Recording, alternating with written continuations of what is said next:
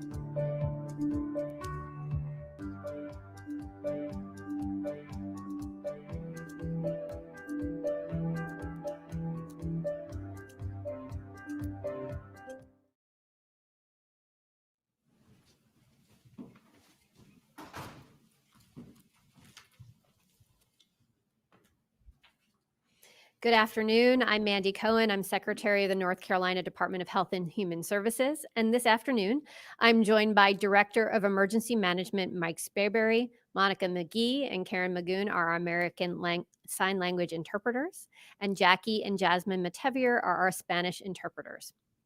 As far as today's numbers, as of this morning, there were 10,028 new cases reported today. Sorry, that's 10,028 new cases reported today. There are currently 3,960 people hospitalized right now across North Carolina. And sadly, now there have been 7,328 deaths. In the 10 months that we've been fighting this pandemic, this is the most worried that I've been for our state. We continue to set new records. We reported over 10,000 cases yesterday and again today. Our tests that are positive remain in the double digits. And most worrisome, every day we see new record highs of people hospitalized with COVID-19 and record high of those needing intensive care. Many hospitals have stopped non-urgent procedures to free up staff or have opened additional COVID units. The situation is so critical that last week the federal government said that if you are with people that you don't live with, you should assume you've become infected with COVID and you're a danger to others. Earlier this week, I issued my first ever secretarial directive with immediate actions for North Carolinians to take to save lives and slow the spread of this virus. It calls on North Carolinians to stay home. You should only leave home for essential activities such as going to work or school, for healthcare, to care for family members, or to buy food. If you're over 65 or at high risk for developing serious illness, use delivery services or an alternative pickup method for food and retail. Do not gather with people that do not live with you. Do not go to another person's home indoors, and do not have others over your home indoors. When you do leave home for essential activities, always wear a mask and keep distance from people. Given the level of viral spread, there is a high risk that you could have COVID right now and don't know it. I know this is hard. We will get through it.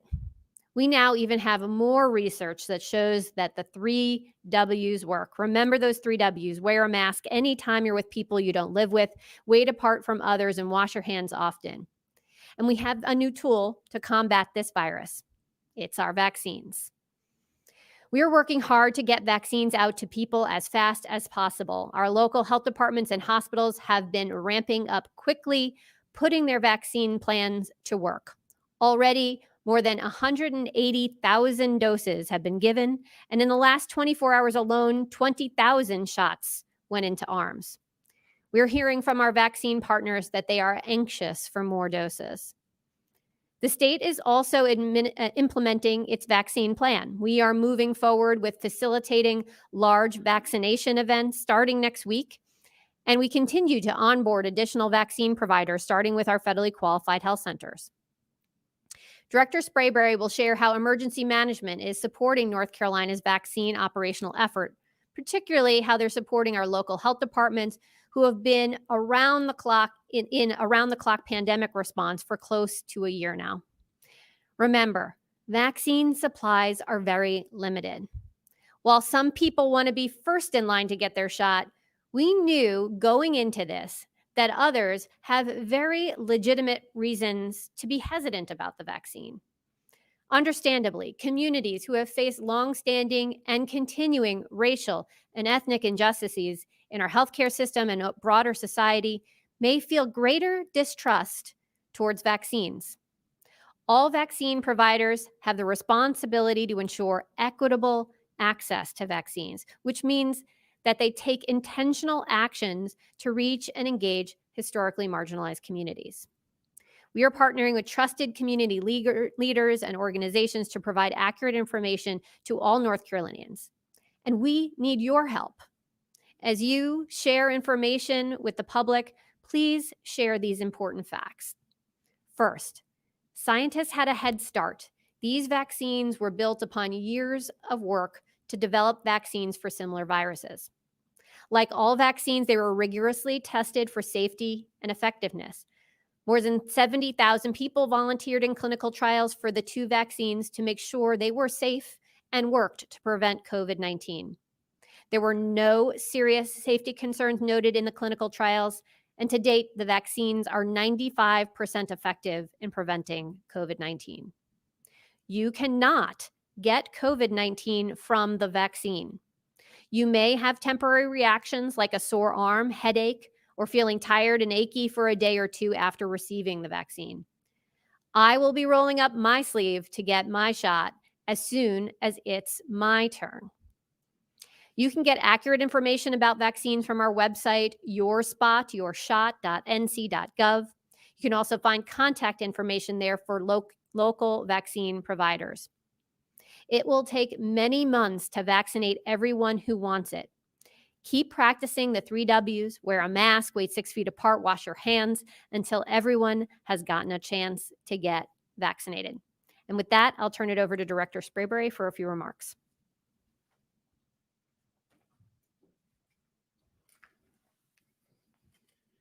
Thank you, Secretary Cohen, and thank you for your continued outstanding leadership.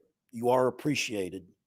Good afternoon, everyone. Today is day 305 of the State Emergency Response Team activation for the COVID-19 response. First, an update on the winter weather our state is experiencing. Snow has been falling in the western counties and several inches have accumulated in some areas. Boone and Asheville have seen the most snowfall so far, with 4 to 5 inches and more incoming. Hazardous travel conditions are expected across much of western North Carolina well into the weekend. Our great partners in the Highway Patrol and the Department of Transportation are out working hard to keep the roads clear and open. There are no major traffic incidents or power outages to report at this time.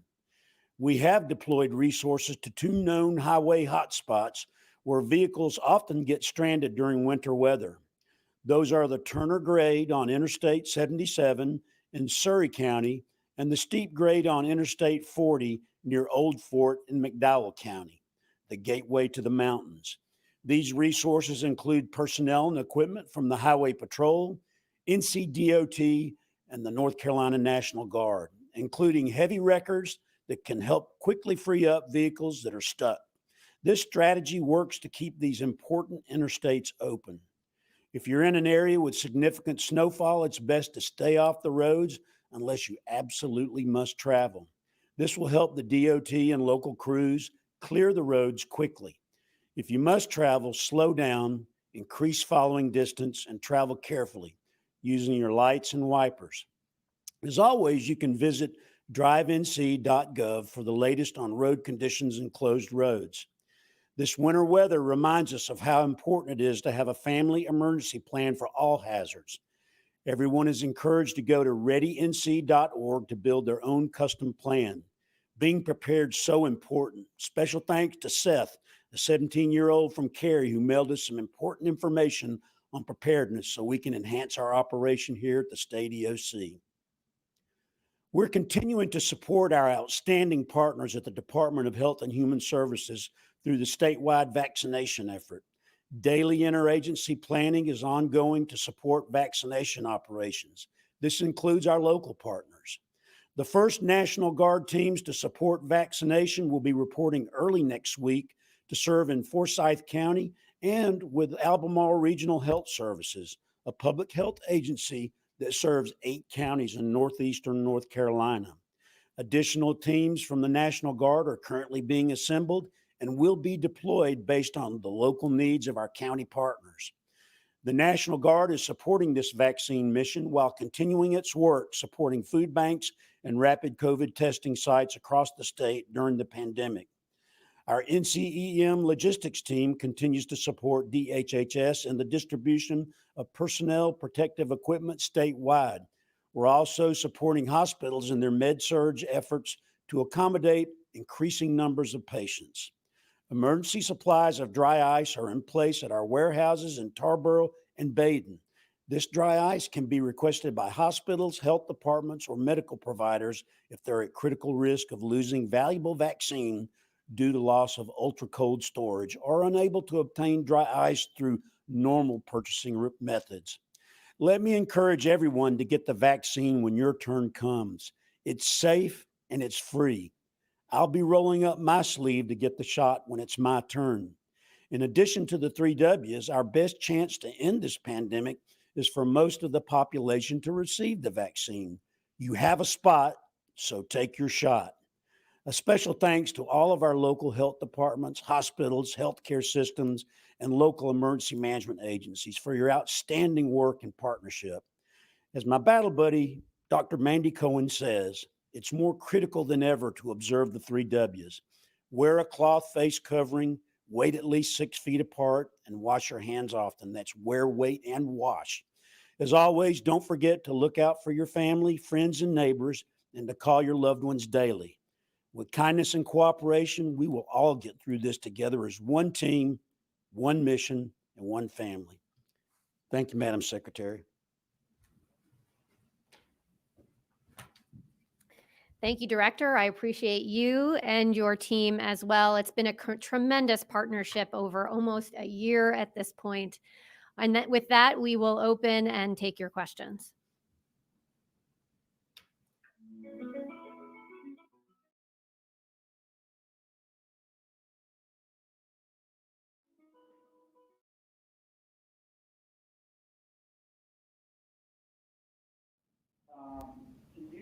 Do you have any idea when the state will have enough vaccine where regular people will be able to get it?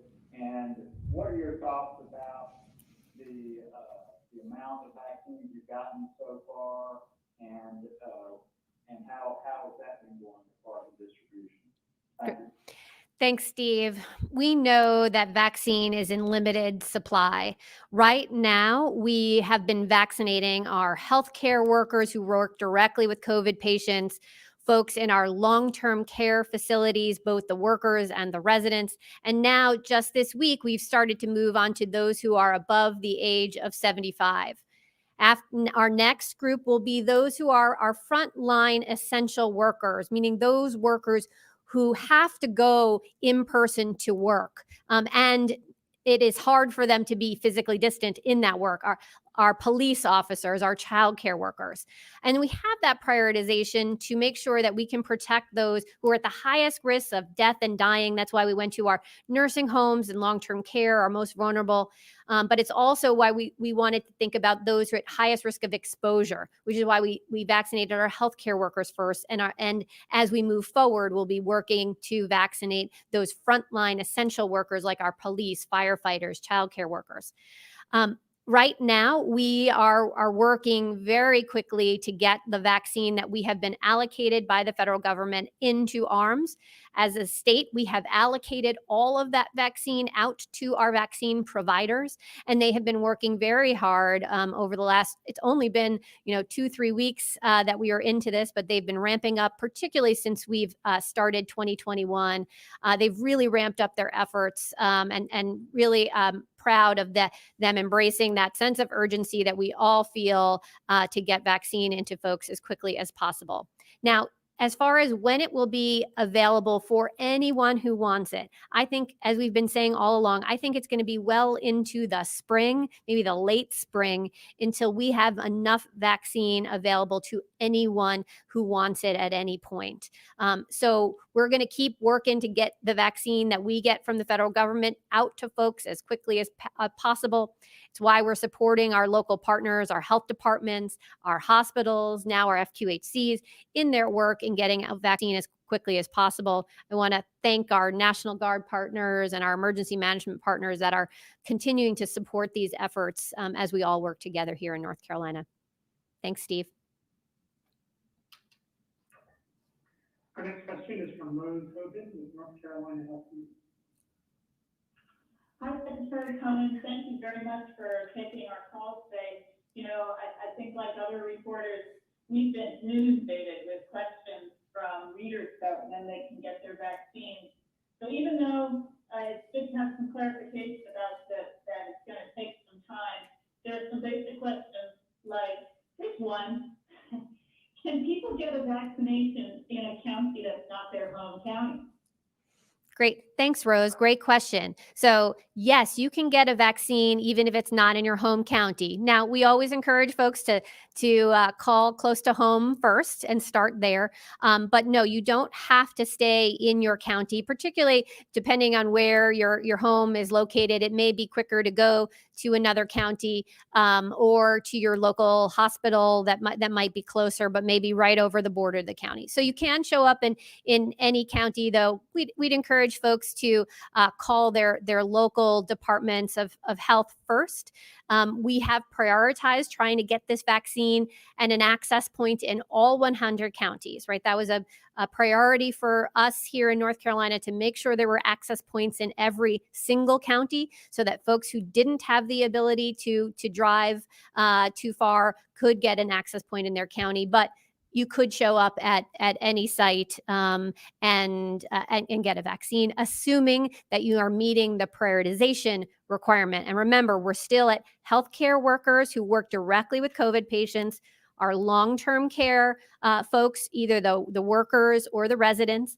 And now we have opened to those who are over 75 years old of age, so 75 or older. So those are the groups that we are vaccinating right now.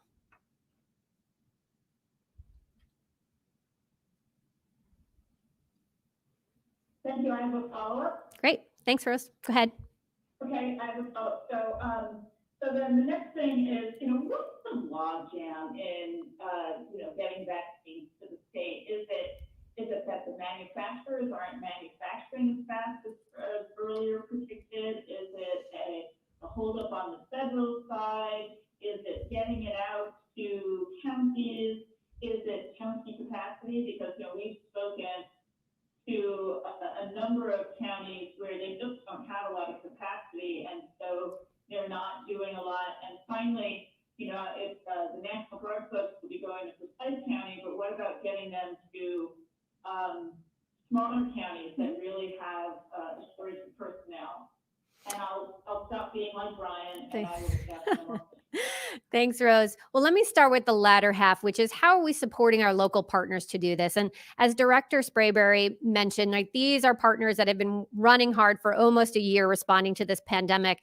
And we at the state want to make sure we're supporting them. So our partners in emergency management are partnering with our local health departments. And what we've asked is any of our local health departments need any support, any kind of staffing needs, whether that's back office help to even do data entry, to do the vaccines themselves. They just need to raise their hand and ask, and we have the ability to mobilize staff to various counties depending on what they need. So folks just need to raise their hand, use the same process that we go through if we're in a hurricane, to use that request process. We're using staffing support such as those who have been doing our contact tracing, and we are mobilizing them and redeploying them as we need to support folks. In addition, there have been wonderful offers of volunteer help across the board, particularly for vaccinators. There have been a lot of folks who have raised their hand to say we can be vaccinators, which is wonderful. So our team has been coordinating with those folks who have volunteered to match them up with where the need is. And I think that's why you're seeing the rate of vaccine going into arms has really picked up now that we're out of the holiday time and we're able to sort of do that support for our local partners. Things have really sped up. And I think you're going to continue to see that pace continue to accelerate. As far as the overall allocation that we get from the federal government, that I think is questions better answered for them. They are making the determination at the federal level how much vaccine we get at the state. Then our job is to get that out to our providers as quickly as possible, which we have done, and then for our providers to get those vaccine into arms. So I think we're working along all of the different pieces of this logistics chain, if you will. Look, everyone's working hard, feel that sense of urgency of wanting to get vaccines out as quickly as possible, and we've been ramping up work. Let me see, Director, anything to add? Nope, he's good. All right, thanks, Rose. Our next question is from Vanessa Rufus with WCNC-TV, Charlotte. Hi, Happy New Year. And Happy New Year. Thanks for taking my question. We recently just had a field hospital open up in our area in Lenore, and I wanted to know if you knew of any other plans to build field hospitals anywhere else, and also if you could explain maybe what the process is into getting a field hospital, or maybe how the decision is made to put a field hospital in a certain location, and when that actually will be done. Like, when a hospital reaches a certain capacity, we're going to send a field hospital out there. Vanessa, thanks for that question. So a couple of things. Yes, a field hospital is now open. And I mean, I think it is very much recognizing the fact that our hospitals are under strain, that they needed to set up a new facility to add some additional capacity in order to be able to respond to COVID. That opened yesterday. They have patients there right now. And that is really a local decision. They came to us saying, we want to open that field hospital. We think that is the solution that will help us here amongst these counties and these hospital systems.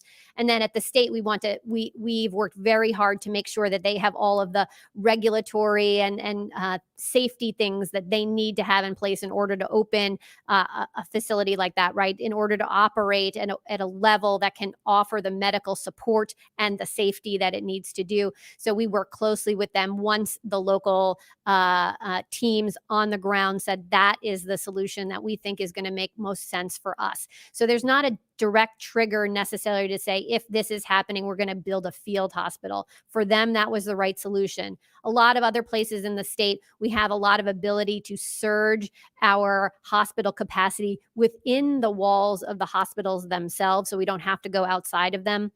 Often the rate limiting step or the most precious commodity for us is people resources, our talented doctors and nurses and respiratory techs and others.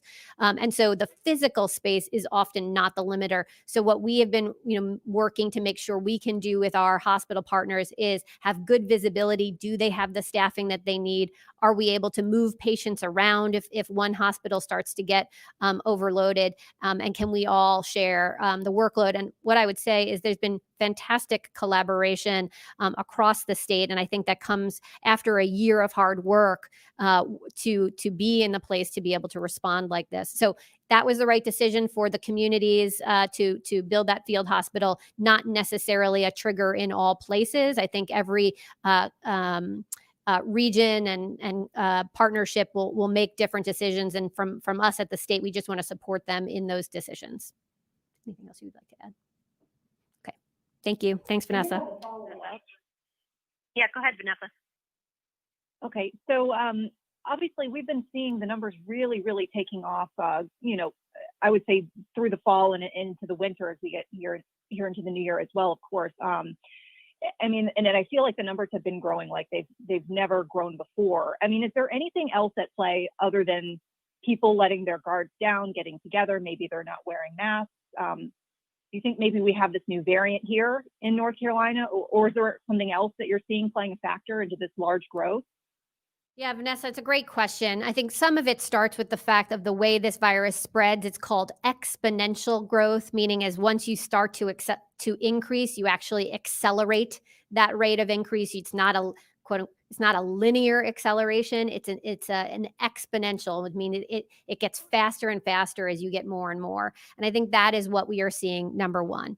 Second, I do think that folks have had a long year, and I get that they are tired.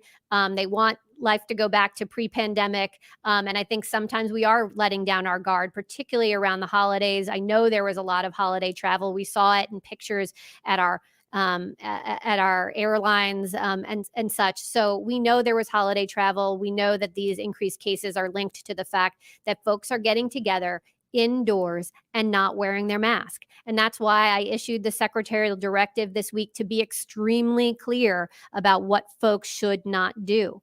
They need to be staying home unless they are conducting essential business, unless you're going to work or school, getting groceries. You should not be going to someone else's home indoors. You should not be having people over to your home indoors.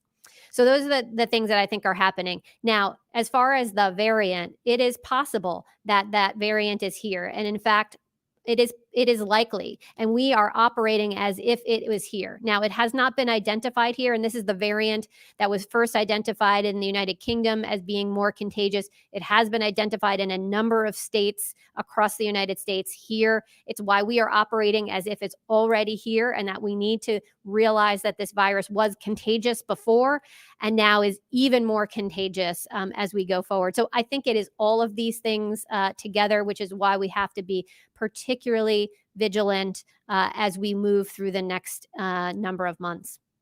Thank you. Our next question is from Ben Sussman with the News and Observer.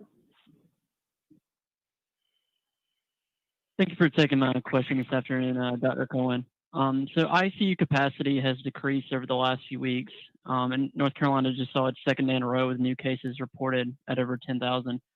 Other parts of the country have seen their ICU capacity hit zero. Do you see that happening here if the spread isn't mitigated in the next few weeks? Also, as you were talking about earlier with the field hospital that's been set up in Western North Carolina, is there a discussion about activating the state medical shelter in Hamlet? Ben, thanks for that question. As far as ICU capacity, yes, I do expect for us to see further strain on that capacity. Now, to date, we've been able to manage that in a number of ways. First, I know that our hospital systems are not doing some of their non-urgent procedures that could result in needing to use more hospital beds, and even just the staff. So some of the staff that can work and do in the surgical area can now be moved over to handle ICU level patients. So, right, it's also managing physical space, but for ICU care in particular, it's making sure we have the doctors and nurses that know how to give that higher level of intensive care unit kinds of care. That is what we've been able to manage well, I think. So folks are decreasing some of their non-urgent procedures. They are also putting 2 patients in a room, for example, so that they can manage their staff better, as well as manage equipment and infection control. So we're trying to manage in that way and conserve space and staff resources. And then I think we are converting space over and opening additional ICU beds. Again, that requires the staffing to do that. But that's what we're working through to make sure that folks have that capacity to expand if they need it. So we are going to manage this hour to hour, day to day with our hospital partners as we go through this. And as far as the Hamlet area, as I was saying, physical space tends not to be our problem in most areas, but we have that Hamlet space in case we need to activate it, and we do need more physical space. But as of right now, we do not have plans to put that into action right this moment. Anything else, Director? Okay, it's ready, he says. Thank you. Our final question today will be a follow-up from Ben Sessoms at the News and Observer. Thank you for taking my follow-up, Dr. Cohen. So is North Carolina concerned at all about the CVS Walgreens partnership regarding vaccinations of long-term care staff and residents? As of Tuesday, that partnership had received 166,000 vaccine doses and given out 13,000 of those. Does the state have any indication that has picked up this week? Thanks for that question. I think a couple of things with the CVS Walgreens partnership. Again, that is a program run by the federal government, and it was our decision to turn on that program. And when we do, we are required to allocate some of our doses to that program. We felt it was important to do, given the high-risk nature of our vulnerable populations in nursing homes and others. And so we did allocate those doses. I will say that we are not yet getting the direct data from the CVS and Walgreens program to the state. It goes to the federal government first because, again, it is a federal program. But we are hoping to see more of that data so we can better understand, and I can better answer your question, Ben, about how things are going there, because we do see the fact that we aren't seeing the kind of numbers that I think they were hoping for either in the first week. And we're not sure, is that data lag or what is happening? So first, we need to see the data. Second, we are hearing anecdotal reports of more vaccine hesitancy in our long-term care workforce. And it's why we have spent a long time thinking about how to partner with folks in our long-term care settings, with those who are in historically marginalized populations, to make sure we are getting good information out to folks so that they feel confident about taking the vaccine when it is their turn. So I think we still need to tease through all of this, but I think it's important for all of us to make sure we're getting out good information about the vaccine, that it is safe, it's effective, it's been tested, you can't get COVID from it. I think those are really key important messages that everyone needs to see. I think you're going to see even more public service announcements from us, more materials to make sure that folks can get good information about this vaccine and make decisions. So I think there's first issue is getting transparency from the data of what's going on with the CVS and Walgreens program, and then addressing any vaccine hesitancy that might be happening amongst our long-term care workers so that they can feel comfortable taking the vaccine when it is offered to them. Okay, I think that was our last question for today. I want to thank everyone for joining us for the second press conference of the week. Happy New Year to everybody, and we'll be back next week with more. Thank you.